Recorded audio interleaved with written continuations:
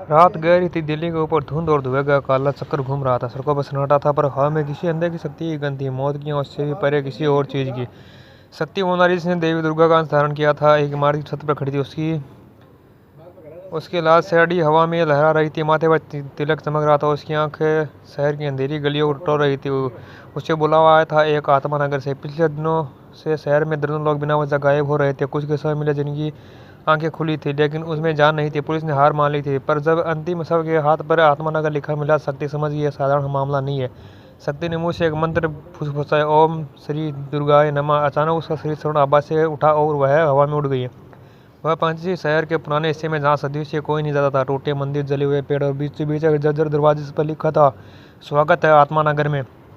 जैसे ही शक्ति ने कदम रखा, दरवाजा अपने आप खुल गया। अंदर धुंध थी और हवा में फुसफुसाहटें।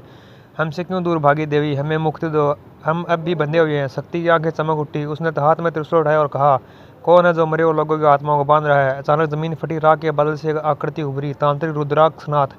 उसकी आंखें रक्त जैसी, शरीर पर भस्म और गर्दन में खोपड़ियों की माला। रुद्राक्षनाथ ने हंसी हंसी, देवी का अंश बनकर आई है नारी, तू इस नगर में जीवित नहीं रह पाएगी। है मेरा नगर है, यह आत्माएं मेरी सेना है। उसने अपने हाथ उठाए और देखते देखते सैकड़ों आत्माएं धुएं से बनी आकृतियों में बदल गई। करहाती फटी आंखें वाली जो शक्ति की ओर बढ़ी।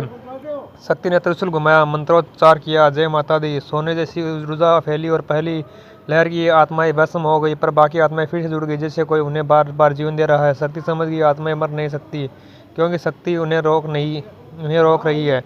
वह हवा में उड़ी और एक मंदिर नुमा ढांचे पर पहुंची। वहां एक विशाल कांच का गोला था, जिसमें नीली लपटें चल रही थी। हजारों आत्माओं की चीख कोशिश से निकल रही थी। शक्ति बोली, यही है उनकी कैद। रुद्राक्षनाथ हवा में प्रकट हुआ, यह आत्माएं मेरी ऊर्जा है, मैं अमर बनूंगा और तुझ जैसी देवी का अंत होगा। उसने मंत्र पढ़ा, काल भैरव तंत्र उद्घोष। काला भंवर उठा और शक्ति उसमें खींचने लगी। उसका शरीर कांपने लगा, पर उसकी आंखों में डर नहीं था। वह चिल्लाई, देवी माँ, मुझे अपने अंश की शक्ति दो। उसके माथे से प्रकाश उड़ा। देवी दुर्गा का विशाल रूप उसके पीछे प्रकट हुआ, 10 हाथों वाला दिव्य रूप अग्नि तेज से दमकता हुआ। रुद्राक्षनाथ का नहीं। शक्ति ने त्रिशूल से उस कांच के गोले पर प्रहार किया।